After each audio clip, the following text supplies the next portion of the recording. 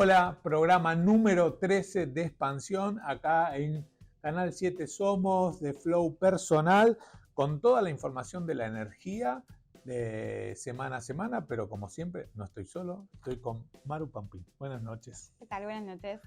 ¿Bien? Bien, con novedades, por supuesto. Vino el frío. Vino el frío, se adelantó bastante. Sí, y se notó. Sí, se notó y llega para quedarse, por lo menos 2 semanas. 2 semanas. 2 semanas de frío. Con esta intensidad, Con mucho esta intensidad. locro, mucho guiso, mucha carne, mucha sopa, mucha carne al horno, de esa cosa con mucha energía. Mucha comida de olla. Mucha comida de olla. ¿Aprovechando? ¿Comió locro? Sí. Sí, por supuesto. Claro. Hicimos un rico locro, como siempre, como todos los 25. Empanadas también y postres caseros. Todo eso. Caseros, bien. Guitarreada, vino, todo junto y todo completo en familia y con gente amiga. Así que hermoso el 25 de mayo patrio que tuvimos. Y el frío fue noticia. Fue noticia y va a seguir siendo por unos días más hasta que se termine de acomodar. Se empezó a notar en principio en las estaciones de servicio donde, se notó lentamente la faltante del gas y, esto que hoy el gobierno anunció que tiene que ver con la preemergencia. Contemos un poco cómo arranca el conflicto y cómo lentamente se va a ir destrabando en los próximos días. Bien, te cuento. Por lo general, para esta época había alrededor de unos 50, 60 millones de metros cúbicos de consumo diario, con algún día frío, si no eran 30, 40 millones. Hay 80 millones de metros cúbicos de demanda, lo cual creció de una manera más que importante. Ahora, un frío polar que tampoco se esperaba, porque más allá de sabía. las temperaturas que se sabía, no sé si iban a llegar a estos números en algunas provincias, sobre todo, que hasta incluso hubo nevadas. Exactamente, eso se sabía. El problema, ¿sabes cuál fue? Es que el gobierno perdió unos tiempos más que importantes con el tema de la licitación de los barcos y ahora salir urgente. ¿Por qué? Porque el frío no sabe de licitaciones, de negociar con las distribuidoras, que lo dijimos acá. Negociar con las distribuidoras si el gas que iba a importar y que necesitaban para completar todo este invierno lo ponían la plata a ellos, si la ponía el gobierno, si ese diferencial de precio lo asumían las distribuidoras o lo asumía el gobierno vía subsidio. Bueno, sí, todo lo eso adelantamos y en algún momento iba a llegar. Y tiene que ver con esto justamente la preemergencia, porque es la forma de evitar todo el paso de la licitación, que llevaría mucho más tiempo, y es una forma también de acelerar este tiempo que se perdió anteriormente. Y el otro motivo, que es fundamental, además de eso, es por 240 millones hoy, este año vamos a importar gas por alrededor de entre 2.500 a 3.500 millones de dólares. ¿Cómo es esto? ¿Cómo dividimos esos 240 millones de dólares? Bueno, por un lado son los 40 millones de ahora, le deben a SACDE y a Contreras para terminar el gasoducto Néstor Kirchner. Hasta ahora el gasoducto Néstor Kirchner transporta 11 millones de metros cúbicos diarios. Si hubieran pagado esos 40 millones de dólares, podía transportar 22 millones de dólares. Frío polar y el gasoducto Néstor Kirchner sin terminar, con su máxima capacidad de transporte, hace que hoy salgan a comprar, como de hecho ocurrió, un barco a Petrobras para que la semana que viene esté disponible y trate de salir de este estado de preemergencia. Se anunció que se compró sin licitación, pero no se sabe el precio. Habrá que ver cuánto se pagó ese barco, que habrá costado bastante caro. El otro tema es que salen estos 500 millones de dólares para importar a la brevedad todo lo que serían principalmente líquidos, es decir, fuel oil y gasoil para las centrales térmicas. Y los 2.000 millones restantes, como mínimo, es porque no se hizo la obra del reversal del norte, que eran otros 200 millones de dólares, porque es una obra de 700 millones de dólares, de los cuales 510 ya estaba asegurado con un crédito de la Corporación Andina de Fomento, lo cual hace que había que poner 200 millones que se podían haber sacado fácilmente entre sector privado o público.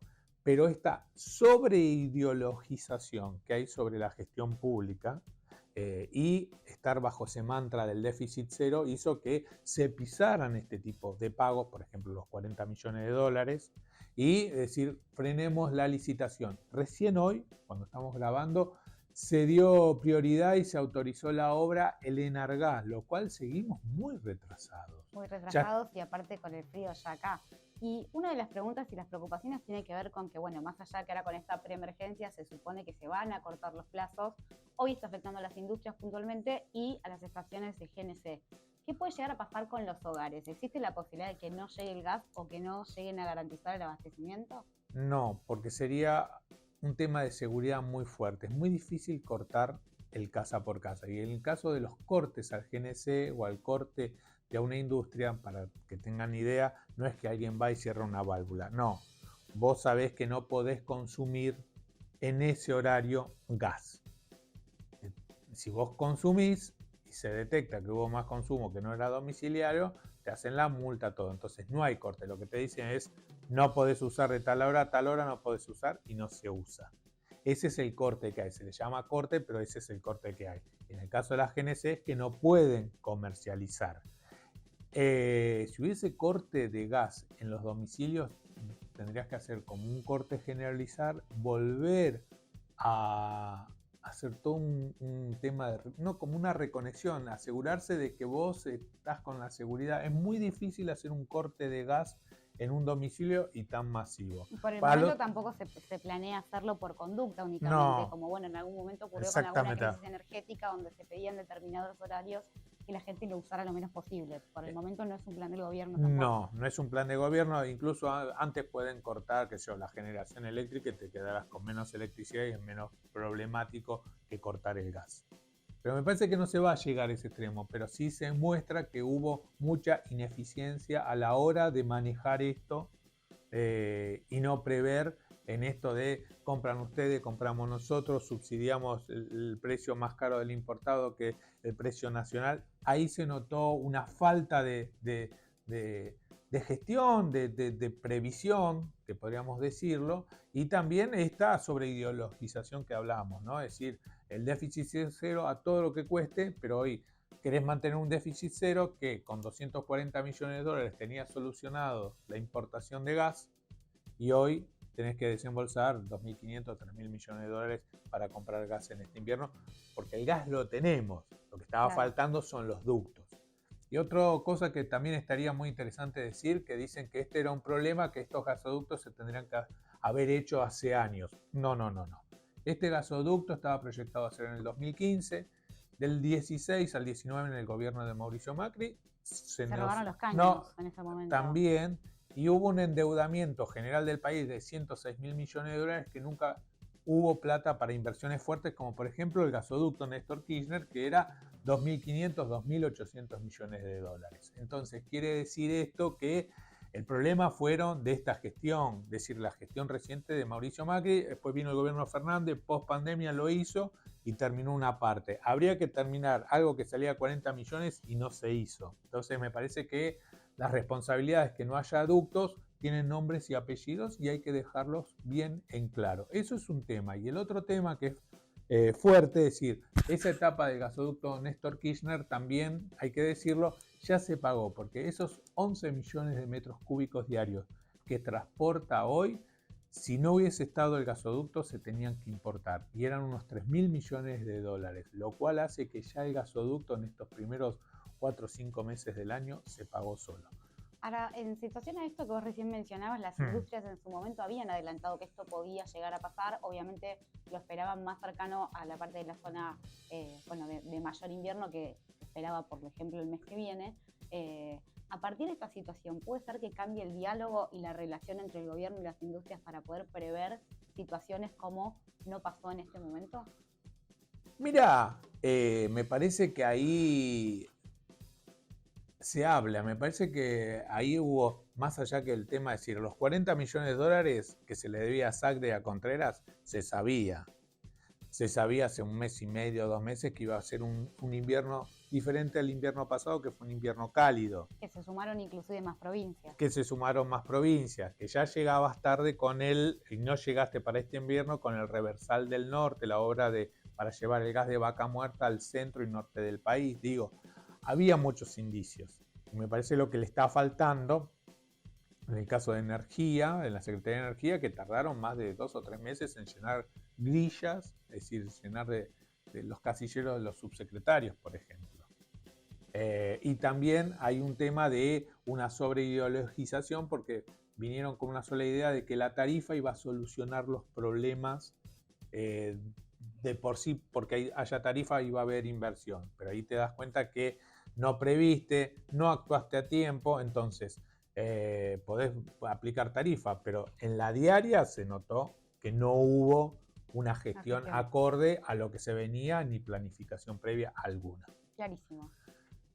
Seguimos, primer bloque de expansión, contándote el tema de la semana, que es esto de la falta del gas. Seguimos, si te va a parecer poco, como siempre, te repetimos, www.expansionweb.com.ar o www.americaglp.com y podés tener toda la información semana a semana, día a día. Pequeña pausa y seguimos acá.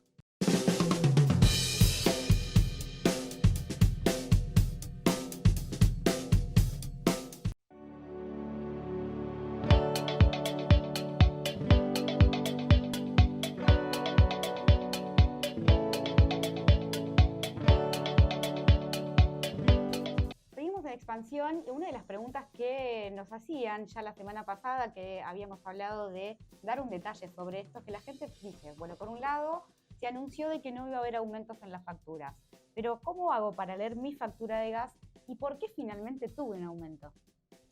Bien, sí, es verdad. Llegaron varias consultas o también esta cuestión de vos que estás con el tema del gas, de la tarifa, te preguntan, entonces le vamos a explicar. Es así. Por ejemplo, si tomás una casa de un consumo de 100 metros cúbicos mensuales o por factura, en marzo, abril, esa casa pagaba, que es el N3, que sería de ingresos medios, de ingresos medios familiares, pagaba alrededor de 3.300 pesos por boleta. Ahora, ¿cuánto está pagando en promedio? Alrededor de unos 15.000, 15.500, 16, hasta 17.000 pesos, me dicen acá atrás de cámara. Bien, ¿por qué subió eso? Por ejemplo, porque el cargo fijo era 1.122 pesos y ahora son 7.687 pesos. El cargo fijo es lo que cobra la propia distribuidora, en este caso es Naturgy o puede ser Camusi, según donde vos nos estés viendo, o puede ser Metrogas. Es el cargo fijo, lo que es el cargo, es el servicio que presta de llevarte el caño hasta tu casa y que te brinde el gas natural. Entonces pasó de 1.122 a 7.600. Y también el tema del costo del gas. El costo del gas pasó de 21 pesos, 21,81 a 75 pesos el metro cúbico. Entonces, en esos dos ítems es cuando vos entendés que vas a tener una diferencia de unos 362% en promedio de aumento de tu tarifa. Eso para que vos lo entiendas. Te aumentó el cargo fijo muy fuerte y también te aumentó muy fuerte el precio del gas en boca de pozo, que podría ser más.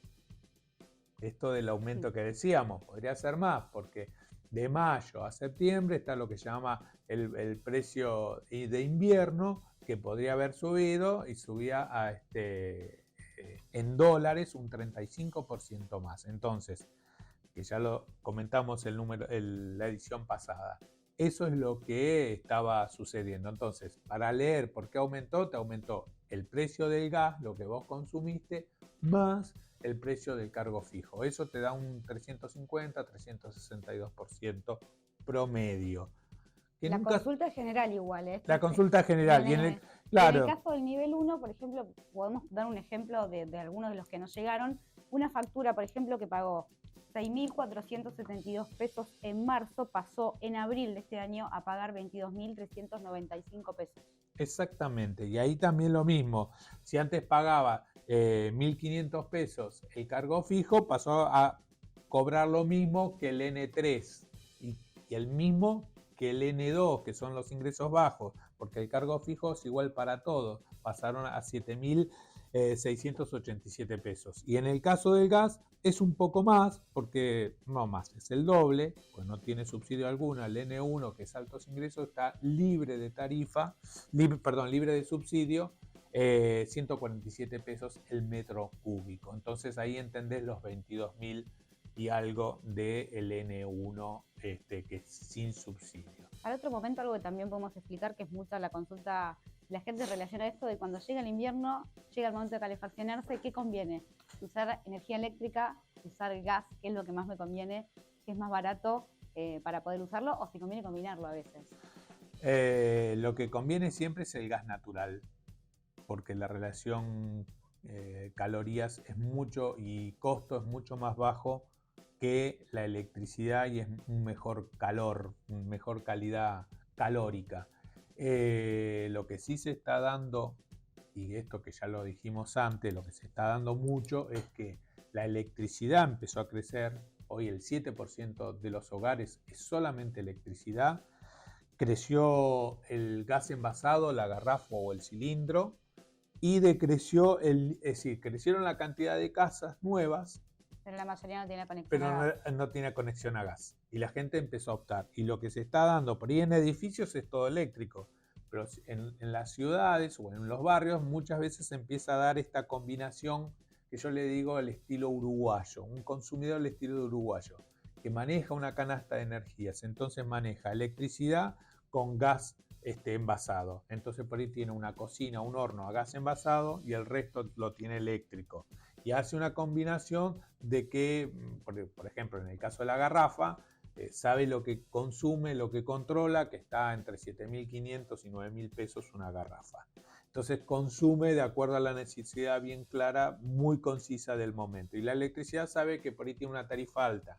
En el caso del gas natural, es decir, lo que se empezó a ver es una competencia fuerte de energías que están altas respecto a los ingresos de la gente. Porque a veces lo comparas con otras partes del mundo y vos decís, che, pero por ahí no está tan alejado de otras partes. Sí, sí, el problema es que los salarios están alejados. Están alejados. Entonces, si vos ganás $400, $350, que serían 400.000 pesos promedio por mes, y te viene una tarifa, una luz de 120.000 pesos, decís, y está caro. Y es un poco lo que está pasando en las provincias, que quedó en evidencia con protestas que no tienen que ver con el caso, pero en el caso de Emisiones, también de Corrientes. Que realmente fue muy llamativo. Habría que ver ahí el cuadro tarifario cómo es, que una casa promedio pagó 120.000 pesos, como hablaba una docente. Realmente cuando hablamos de salarios de 250.000 o 400.000, el que más está cobrando, exactamente. Bueno, en el caso de los policías, ¿no? Pero los docentes están en ese promedio, inclusive los médicos y las enfermeras.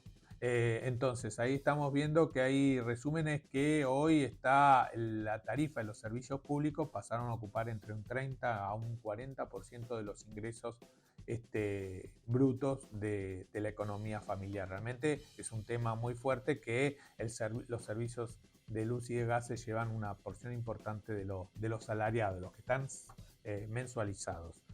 Bueno, explicamos, dimos contexto. Quedó claro. Quedó claro. Seguimos en expansión. En el próximo bloque seguimos con más noticias de lo que sucede, lo que viene en el mundo de la energía.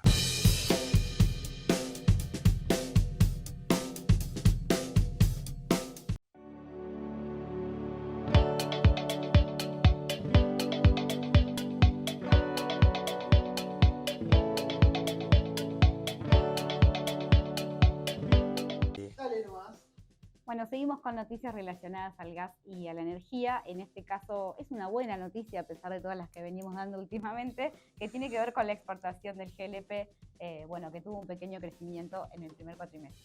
Exactamente, ¿qué es el GLP? El gas licuado de petróleo, el gas de la garrafa, principalmente el propano y el butano, son esos dos gases licuados. ¿Tú sabés de dónde sale? No, la verdad que no.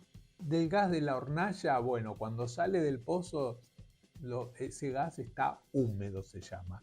Entonces vos separás, le sacás esa humedad y se transforma en un líquido. Y el líquido es el propano, el butano, el etileno y naftas vírgenes, que se le llama. Mirá todo lo que tenía. ¿Viste todo lo que tenía el gas? Entonces a vos te viene un gas rico, un gas limpio que solamente viene metano. Es más libre. Es más libre. Entonces eso se comercializa, es como la frutilla del postre, es decir, vos ahí multiplicás y tenés una buena rentabilidad. Bueno, Argentina, junto con Bolivia, hasta ahí nomás, es el único país de América Latina excedentario que exporta de manera constante al resto del continente, a veces más, a veces menos, y hoy se está convirtiendo en América Latina en uno de los jugadores fundamentales, principalmente en el cono sur. Las exportaciones totalizaron 157 millones de dólares en este primer cuatrimestre. Brasil y Chile fueron los principales compradores, después vino Paraguay, algo Uruguay y algunas ventas muy particulares, por ejemplo, a Sudáfrica. El principal exportador es la compañía Mega y TGS, que son dos empresas que procesan el gas natural cuando sale en boca de pozo.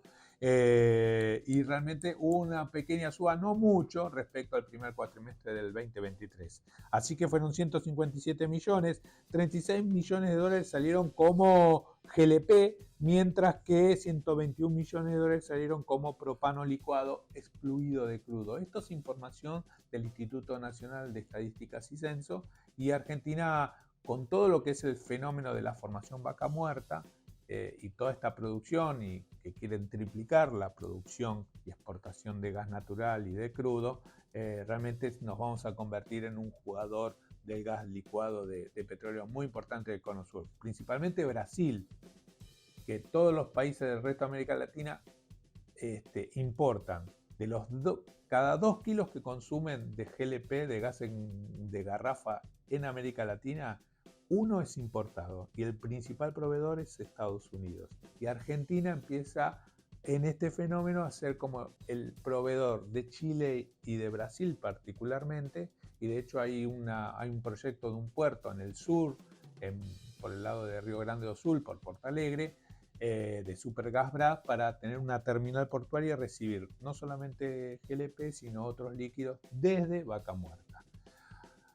Antes de irnos, la gente que se quiere seguir informando, porque vos estás muy informado sobre todo, sale toda esta redacción y contanos qué es lo que se hace.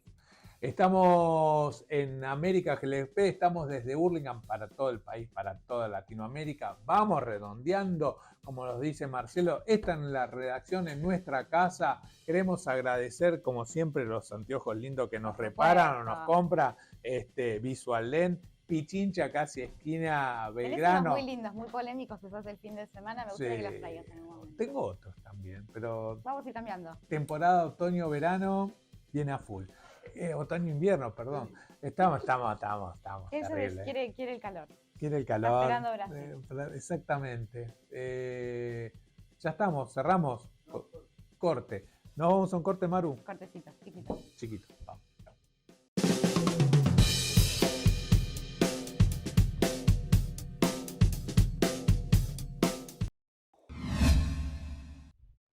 Hablábamos la semana pasada un tema que iba a traer polémica o tal vez una solución para esta semana. Finalmente fue una solución y tiene que ver con el reintegro que se hizo de las zonas frías, que algo habíamos comentado. Bueno, finalmente llega este reintegro por parte del gobierno nacional. Exactamente. Bueno, el gobierno entendió, entre otras cosas, que tienen que comprar el gas y subsidiarlo, varias cosas. Bueno, ahora, ¿qué entendió? De que el reintegro de zona fría es lo que pagamos nosotros los que estamos en las zonas cálidas, a los que tienen de 12 meses, 8 meses con un invierno feroz y atroz. Escucharon, porque no era un subsidio, era algo que pagábamos todos. Pagábamos todos. Así que liberaron, no los 10.000 millones, liberaron alrededor como la mitad, más o menos 4.300 millones, que fue enero, febrero, marzo.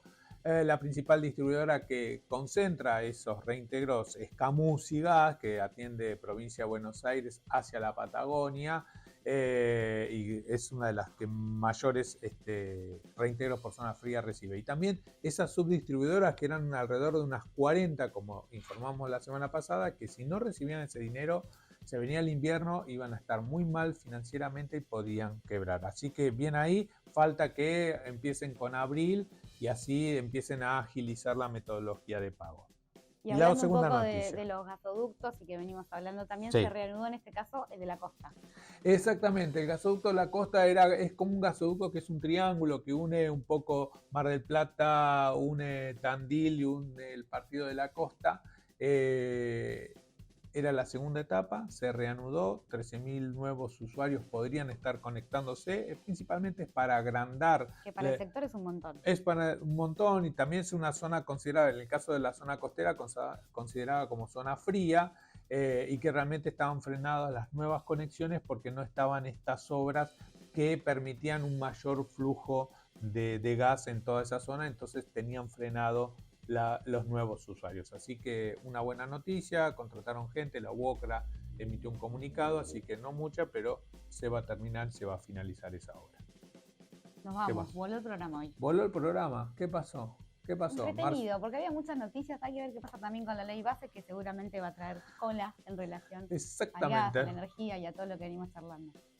Sale vos que estás como ahí. Puede ser que tenga dictamen, es la versión por ahora. ¿Es la versión? Bueno, si hay dictamen o no, la semana que viene estás sabiendo todos los detalles acá en Expansión. Si te quedó corto todas las data que tiramos en estos 26 minutos de programa, nos podés leer en www.expansionweb.com.ar o en www.americaglp.com. Nos vamos hasta la semana que viene. Gracias, Maru. A vos. Gracias, Marcelo, que está detrás de cámara. Nos vemos. Chau, chau.